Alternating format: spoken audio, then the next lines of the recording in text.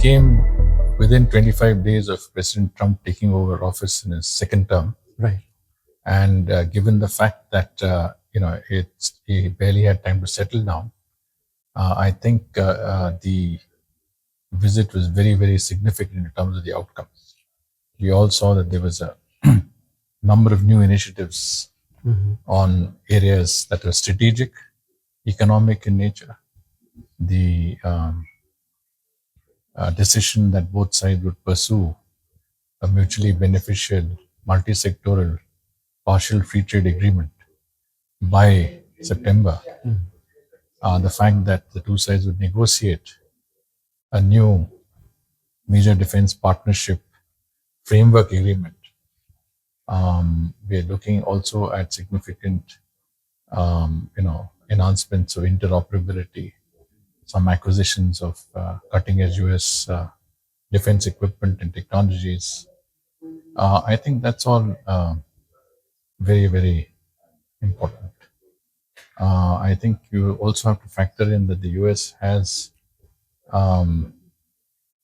really lifted its hold on a number of technologies that had taken quite some time to for them to do. For example, underwater domain awareness, Right. something that we were pursuing for quite some time. The second area, of course, is an advanced aircraft like the F-35 stealth fighter, which again, some in the US administration had said could not be sold to India because of its incompatibility with the S-400 systems. But all that seems to have been, sorted out with the offer that we could acquire these systems. And of course, on the counterterrorism side, the extradition of Tawahir Rana, major mastermind of the Mumbai attacks in 2008, is also very significant. So on the whole, I think a very, very significant visit. It allowed the two leaders to reconnect after Howdy Modi and Namaste Trump. And I think the fact that they spent quite a lot of their time discussing global and regional matters of mutual interest also reflects the wider, comprehensive global strategic nature of our relation. Well, I mean, if you look at the fact that India has always positioned itself on the side of peace, as the Prime Minister said, we are not neutral in this conflict, we are on the side of peace. He has initiated 2 visits to Russia and Ukraine, met the presidents there in that quest to secure a peace.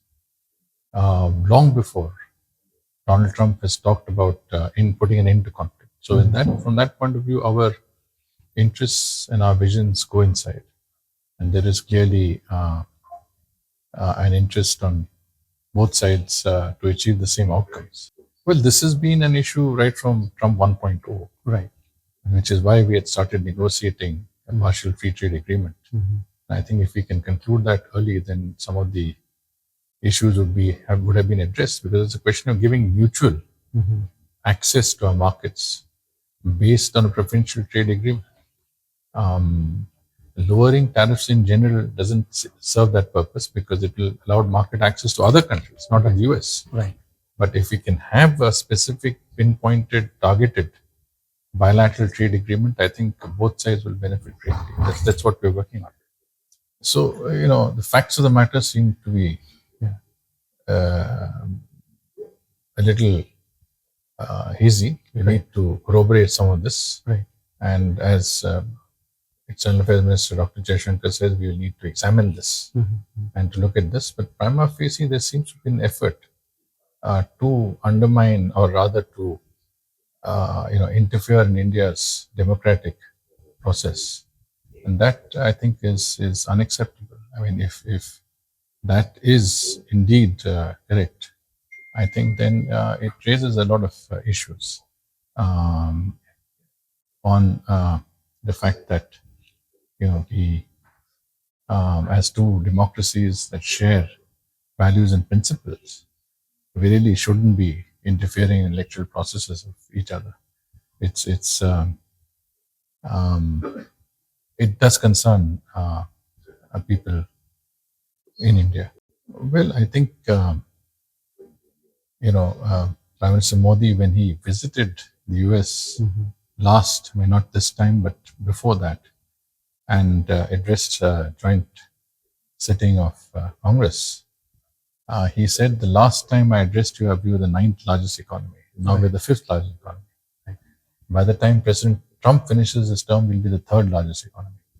So India is growing at a very phenomenal pace. I think we have a young population. It's an aspirational generation. And we've also invested very much in inclusive, tech-based solutions that are sustainable. So from that perspective, I think we are certainly looking at outcomes that can,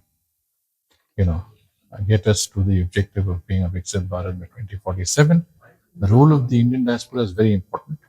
I mean, in diaspora itself has contributed significantly in that regard, because MR in particular, I think, has been very active in getting the West Coast venture capitalists to invest in India's startup sector. The fact that the startup sector today is doing so well, that we have many startups have become unicorns today, is to a certain measure, due to very generous funding from Indian origin venture capitalists. So organizations like In Diaspora and the Indian diaspora in general, including in the UAE, which has a very significant, very successful Indian community, can make a significant difference in our quest to become a developed country. I think we have a shared, I would say, interest, and the community is very, very supportive of those interests.